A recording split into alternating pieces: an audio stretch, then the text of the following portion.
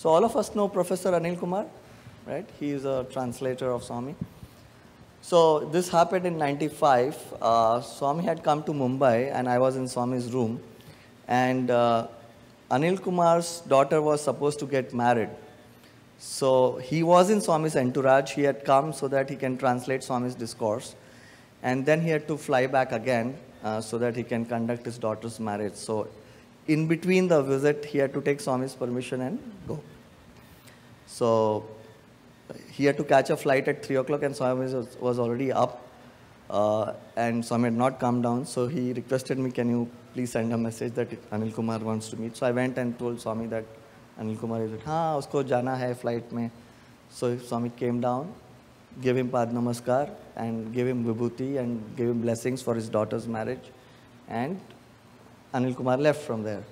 This was May 1995. And then his daughter's marriage got conducted, etc. Everything was fine.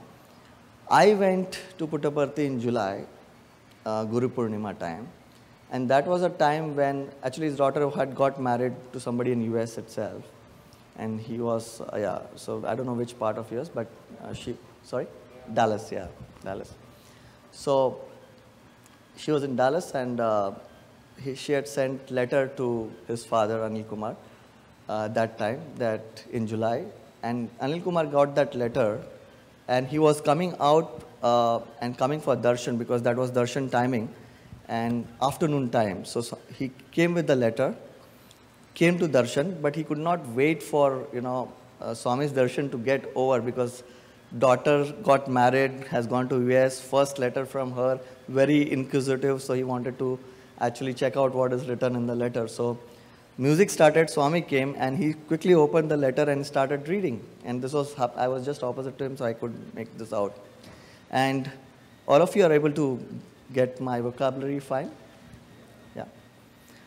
Now, he's reading the letter. In letter it is written, Father, I'm very happy here.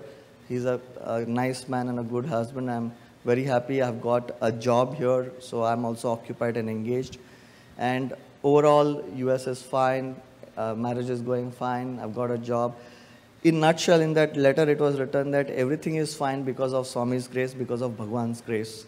It was written very specifically, by Bhagwan's grace, my husband is good, by Bhagwan's grace, I got a job, by Bhagwan's grace.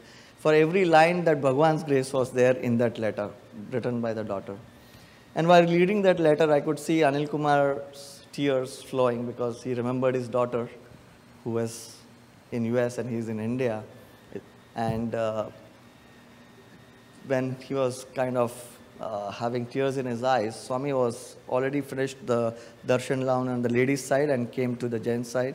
He was very close, so he immediately wiped his tears, folded the letter, kept it inside and was in a position of pranams so that Swami comes and Swami came and looked at him and said, hey Anil Kumar, where is the letter? So he said, Swami, which letter? I have not written any letter to you. So he said, no, daughter's letter. Get it out of your pocket. So he pulled out the letter from his pocket and Swami said, Padho, kya likha hai? Read what's written. Before he could read anything, word by word, in the letter which was written, Swami narrated to Anil Kumar. And he said, daughter ne likha hai, by Swami's grace, my husband is very good. By Swami's grace, my job is done here. I'm very happy in US because of Swami's grace. Is it not? So he read out the entire letter verbatim. And letter is in Anil Kumar's hand. So Anil Kumar said, yes. Then he made this very profound statement and very intriguing. He said, Dekho, he said this in Hindi. Daughter is in America and remembers Swami. So she is very happy. You are in front of Swami, but remembering the daughter, the world, and that is why you are sad. And he took Pad Namaskar.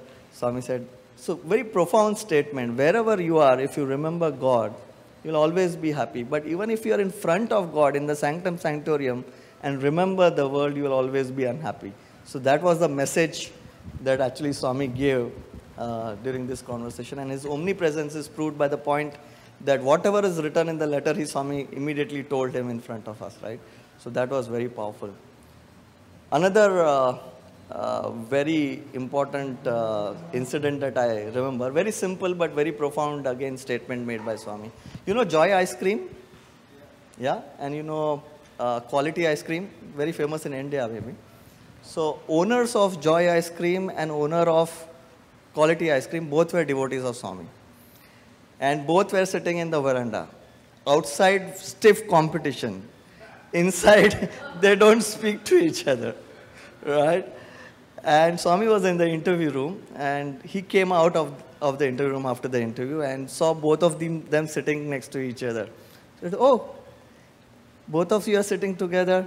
Then he said, joy mein quality nahi, quality mein joy nahi. That means there is no joy in quality and there is no quality in joy. See, very profound statement. The worldly joy that we get, it has no quality, right? There is no essence of real joy in that. And where we get ananda, today's bhajans, right? I actually got real happiness by this. So in this real joy, if you find, in this real joy, that is a quality joy, you find happiness, is the marma of the statement. So he says, if you have the non-quality and experience and try to seek joy in that, you will not find happiness. But if you have real devotional joy, then you will find happiness ever inside you. So very punchy, quick lines, but very profound and very meaningful lines that he had said. Another incident of omnipresence. My brother and I were in Puttaparthi. We were given rooms in East Prashanti C21. And like all siblings have, right, we had a small argument, fight, whatever you call it. And my elder brother was with Swami in Purnachandra. And this was around 12 o'clock. And he came home after his duty with Swami. And he told us, were you guys fighting? I said, we're not fighting, we're arguing.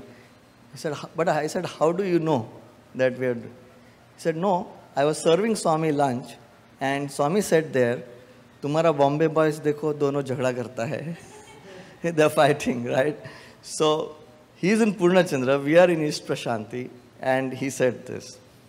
Another very, very important incident where omniscience was shown. So one of my friends, Swami gave them, called them for an interview and gave them a room inside Prashantilayam. It was West 8 on the ground floor.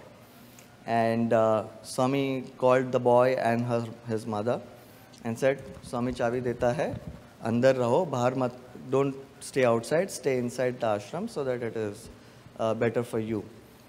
Go and see the room. If you like it, you take that room. So Swami gave them the keys.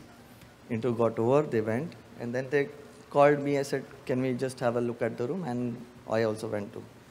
Moment we entered the room, you know in Prashantilayam, right? It's a one big room and then a very small kitchen. So moment auntie entered the room, she said, room is good, but the kitchen is very small, right? And the boy said, "Arey, Swami has given room, whatever it is, we should appreciate." Well, I said, I appreciate, but she made that remark. In the evening, Swami again called them for interview, both of them, I was not there. And Swami said, Amma, how did you like the room? So she said, Swami, very nice, very, very nice. Very nice, room is nice, but kitchen is small, no? You said that there, right?